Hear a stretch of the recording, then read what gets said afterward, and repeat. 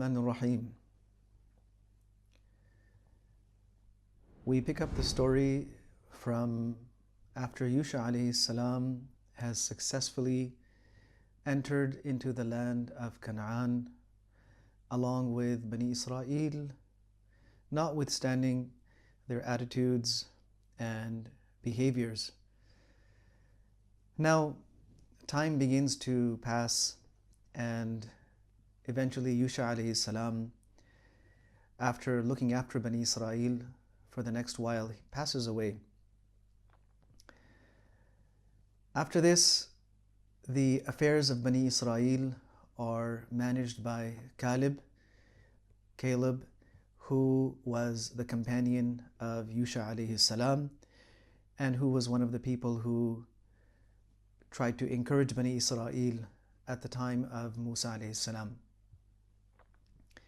After he passed away, there were many ups and downs amongst Bani Israel.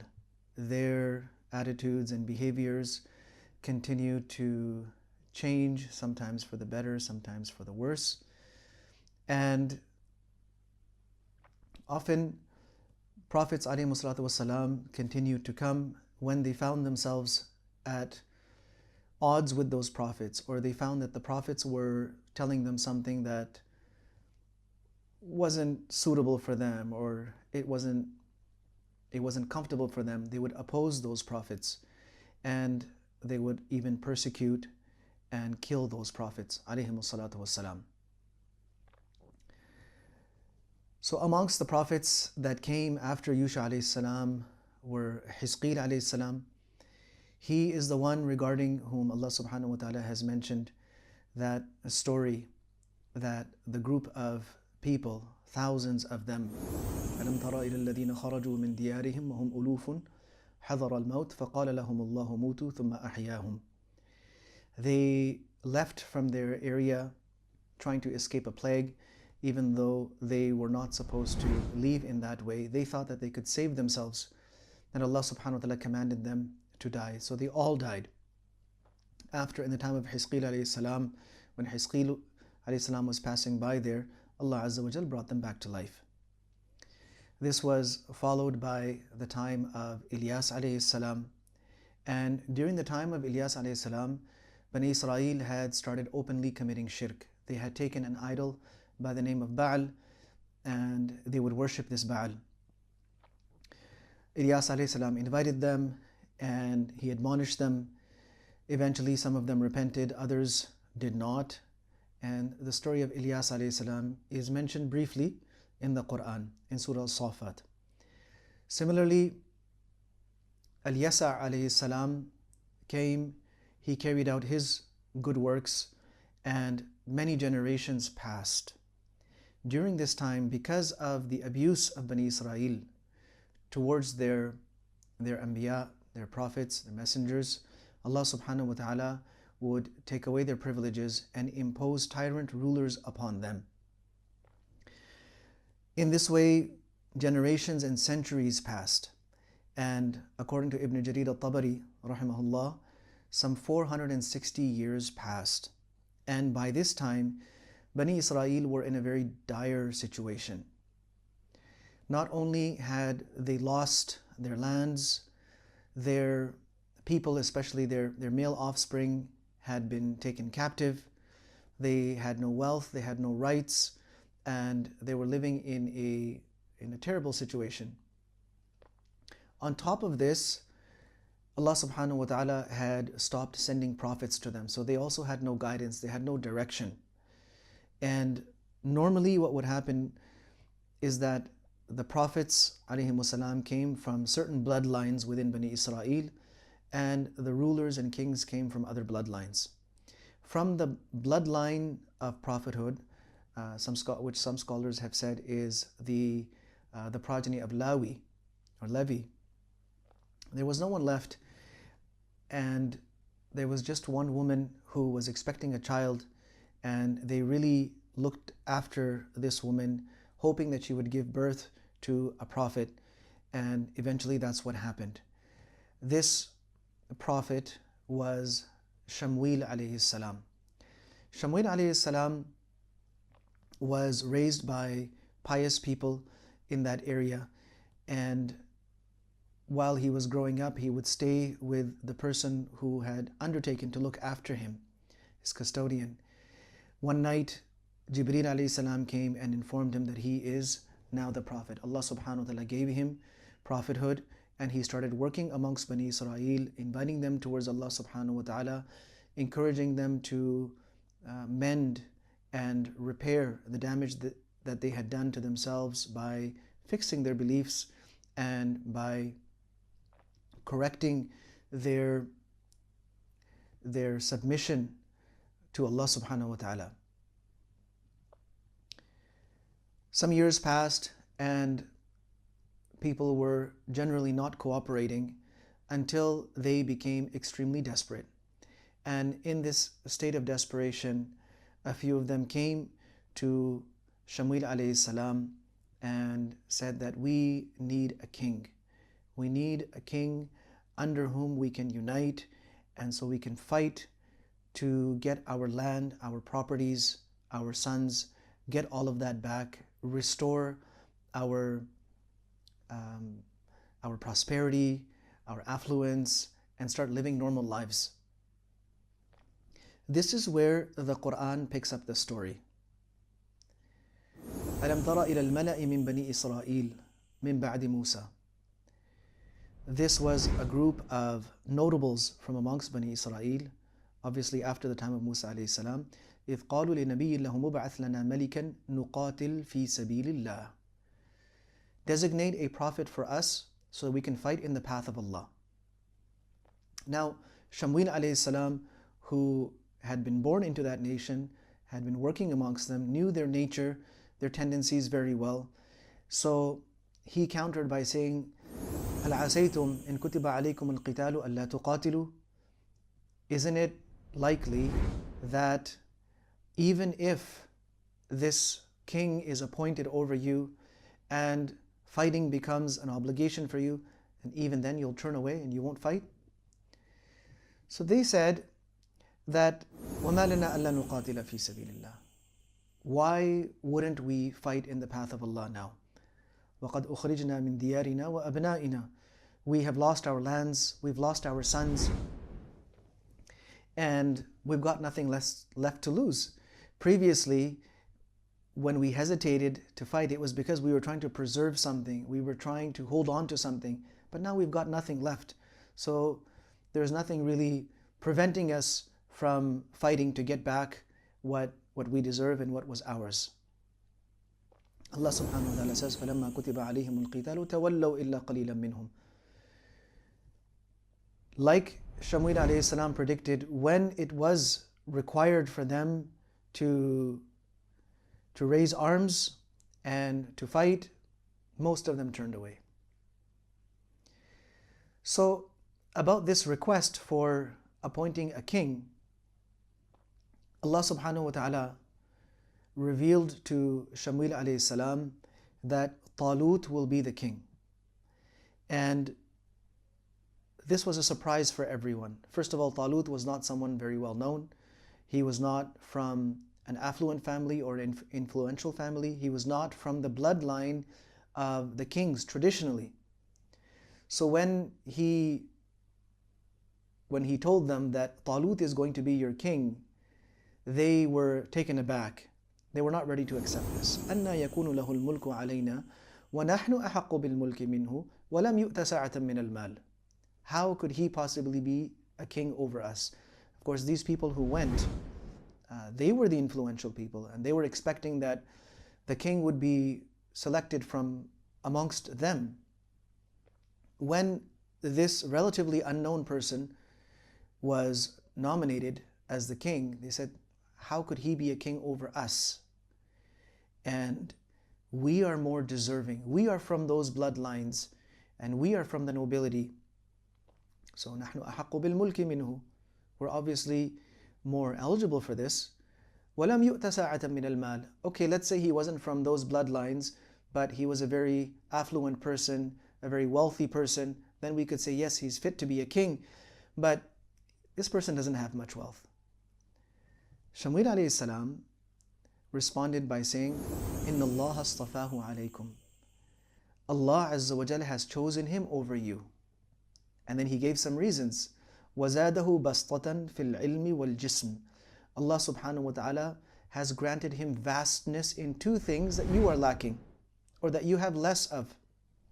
One is knowledge, his understanding, and what ulama have mentioned is specifically the knowledge and understanding of battle and warfare.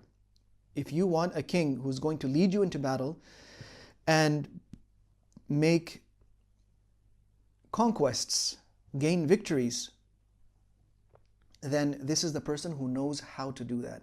The second thing is wal jism. Allah subhanahu wa ta'ala has given him great strength. So it is mentioned that he was tall, he was very well built, he was brave, he had a body that could endure battle, and he was not someone to back down. Bani Israel was still hesitant and reluctant to accept this, and they were still opposing this idea. But then Shamwil alayhi salam told them that Allah subhanahu wa ta'ala is going to give you a sign that this is in fact the right king and the one who deserves to be king. What is that sign? Well, for generations, Bani Israel had a chest filled with some sacred relics. And these relics, ulama have mentioned that they were remnants of the actual tablets of the Torah that Musa alayhi salam received. Some have mentioned that the staff of Musa alayhi salam was there, and other things from Musa alayhi salam and from Harun alayhi salam were kept there. And whenever Bani Israel went into battle carrying this chest, and they would keep the chest in front of them, ahead of them, they would always win that battle. And that chest had been taken away by the Amalekites who had taken over the land of Canaan, the land of Palestine at that time. So he said, Inna ayata mulkihi an ya'tiyakum at-tabut. This chest will come back to you. So everyone was puzzled that how is this chest going to come back to us? So he explained to them, تحمله الملائكة. That chest that has سكينة من ربكم وبقية مما ترك آل موسى وآل هارون, that chest which has the tranquility from Allah subhanahu wa ta'ala, it has the relics left behind by the family of Musa alayhi salam, the family of Harun alayhi salam, it will be brought to you by angels who will carry it. تحمله الملائكة. So Mufassirin have mentioned that the angels brought it in front of everyone, brought this chest down and presented it in front of Talut. Now there are other narrations as well that the people who had captured it, they first tried to put it underneath one of their idols. The next day they found the chest sitting on top of the idol. Then they tried to nail it down, and then again the chest had been moved, and so they said, let's send it away. They sent it to a village, and the people there all got some kind of a sickness and disease. Then they said, let's just send it off, and they put it in a cart and attached it to oxen, and they sent it off. These narrations are mentioned in the books of history. Ibn Jarir al-Tabari rahimahullah has mentioned these narrations, but in reality we do not know for certain. What we do know is what is in the Quran. It says تحمله الملائكة. So Ibn Kathir rahimahullah says it's likely that Allah subhanahu wa ta'ala sent this directly through the angels. Now once that tabut, that chest, had reached them and they saw it with their own eyes, they understood that indeed this is a sign from Allah subhanahu wa ta'ala, and this man Talut is going to be our king. Now Shamwil alayhi salam is referred to in English as Samuel, and Talut is referred to as Saul. So these are the names used in biblical scriptures for these individuals. Talut gathers his army and he organizes things, organizes the ranks and whatever is required for that battle. And this battle is going to take place between Bani Israel and the Amalekites, and the leader, the commander of the Amalekites at that time was Jalut, commonly known as Goliath. Talut takes his army and they have to march past the river Jordan. He tells them that Inna Allah mubtalikum binahar. Allah subhanahu wa ta'ala is going to test you through this river. People were upset. They said, what do you mean he's going to test us? Well, you're not allowed to drink from this river. فَمَنْ شَرِبَ مِنْهُ فَلَيْسَ مِنِّي وَمَنْ لَمْ يَطْعَمْهُ فَإِنَّهُ مِنِّي إِلَّا مَنِ اغْتَرَفَ غُرْفَةً بِيَدِهِ. Those who fill their bellies and stock up on this water, they will not be from my army. They will not be able to proceed. Those who do not taste any of it, they will be with me, and they will be from my army. Yes, those who just take a handful of water, a little bit of water, they will also be okay. So these are three categories of people. Now Ibn Jarir al-Tabari, rahimahullah, gives a very large number of this army. He says that the army started out with 80,000 people. When they reached the river and Talut made this announcement, the overwhelming majority of these people turned back. 76,000 of them turned back. Now, some say that these people, these were soldiers who defied the orders of their commander, and they filled their bellies with the water and they stocked up on the water. They were in fact unable to proceed. And the reason for being unable to proceed is that they became so extremely thirsty that they were unable to march any further, so they turned back. Ibn Kathir rahimahullah challenges this number. He said it seems to be a disproportionately large number for an army, especially at that time. So he has his own views. In any case, this was a large army, and they proceeded, and at the river Jordan, there were people who failed that test and they could not proceed any further. Then, according to Ibn Jarir al-Tabari, 4,000 men marched forward. They marched ahead. When these 4,000 men arrived at the site of the battle, most of them said that this army that we are facing is too tough. They're too large in number. They are much better trained, much better equipped. We cannot fight them. لا طاقة لنا اليوم بجالوت وجنوده. We have no ability, we have no strength to stand up to these people. And so Ibn Jarir al-Tabari, rahimahullah, says that some 3,687 people went back at that time as well. They walked away and left the battlefield. So there were 313 people left. Now this number, however many there were initially, is not known clearly. But the fact that 313 were left, this is confirmed by a hadith of Bukhari, where the Sahaba say that we used to talk amongst ourselves that our number at the Battle of Badr was the same as the number of men who were with Talut when they fought against Jalut. So however large the numbers were initially, they were left with some 313 soldiers. And some narrations mention that this Jalut, this Goliath, who was a big, strong man, the strongest of his people, he would lead his armies from the front. He wanted a one-on-one duel first. Instead of just running over and crushing the army, he wanted to show his power, his strength. So every day he would come out and challenge and dare someone from the army of Bani Israel to come and face him in a hand-to-hand duel, and no one really had the courage to do so. This continued for a few days, and finally a young boy by the name of Dawood took permission from his commander Talut to go forward and challenge this Jalut. Now, narrations mention that Saul, Talut, had announced that whoever can face Jalut and defeat him, he will get my daughter in marriage, and he will also be the ruler after me.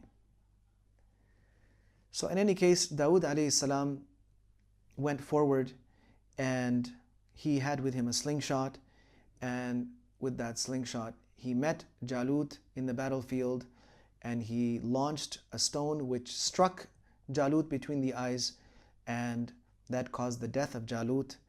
So the Quran says, وَقَتَلَ دَاوُودُ جَالُوتَ. Dawood alayhi salam killed Jalut. Of course, at that time he was just a young boy, but then from this point onwards, Allah subhanahu wa ta'ala gave him knowledge, meaning the knowledge of Nubuwah, and Allah Azza wa Jal made him the king. Now there are many narrations talking about what happened between this battle and between Dawood alayhi salam becoming a prophet and a ruler. Many of these narrations are they're from Judaica, they're from the Israeliyat. There is no real way to authenticate them. They talk about a power struggle between Talut and Dawood alayhi salam. They talk about Talut trying to kill Dawood alayhi salam. Allah subhanahu wa ta'ala knows about the reality of these things. What we do know is that Dawood as a young boy killed Jalut, and sometime after that, or soon after that, Allah subhanahu wa ta'ala blessed him with Nubuwah, and he also made him the king. So this was the first time that those two things that always moved in separate directions through separate people, kingdom and prophethood, now they became united in one individual, and that was Dawood alayhi salam. He was a king, and he was also a prophet of Allah. And not only was he a prophet of Allah, Allah Azza wa Jal also gave him the Zabur. So that makes him a Rasul. So he was a messenger, a prophet, a king, and Allah subhanahu wa ta'ala gave him many, many gifts and many miraculous abilities. And we will talk about that inshallah in the next installments. But what we have here is the major turnover for Bani Israel, where after being oppressed for almost 500 years and going through difficult conditions and not being able to live peacefully in their own land, now they have a prophet who is also their king, who can secure for them all of the things that they have missed out on during these past few centuries, and their future looks much, much brighter at this point.